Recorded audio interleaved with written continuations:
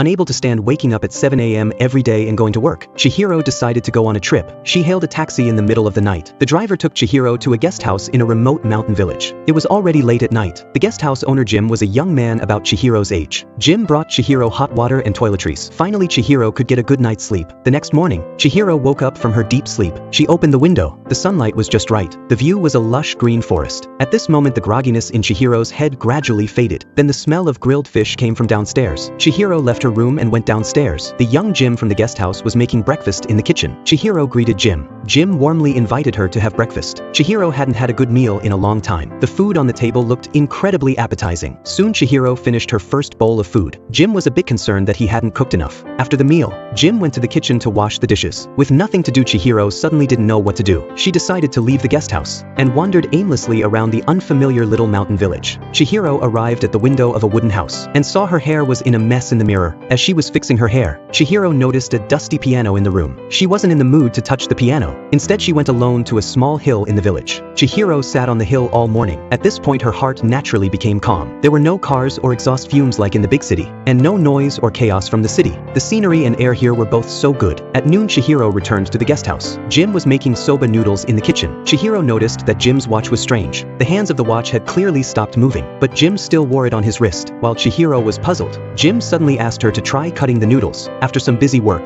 Chihiro finished cutting the noodles. Though the shape of the noodles was difficult to look at, Chihiro found that the taste wasn't as bad as she expected. After lunch, Chihiro began to wander again. She met an elderly couple by the bridge. The old lady was washing wild vegetables by the stream. Chihiro greeted her. The old lady kindly responded to her greeting. Chihiro was just passing by, but as she was leaving, the old lady suddenly called her back. The old lady gave Chihiro a bag of oranges. It was as if she were giving something to an old neighbor of many years. Chihiro returned to the old wooden house again and saw the piano outside the window again. But this time something was different. This time Chihiro suddenly became interested in the piano. She casually pressed on the piano keys, listening to the sound the keys made. Then Chihiro lay down in the forest, holding the oranges the old lady gave her and thinking carefully. The entire village was without noise and commotion, only the peaceful mountains and rivers and kind-hearted people. After staying in such an environment for just 2 days, Chihiro suddenly felt that living like this forever would be so beautiful.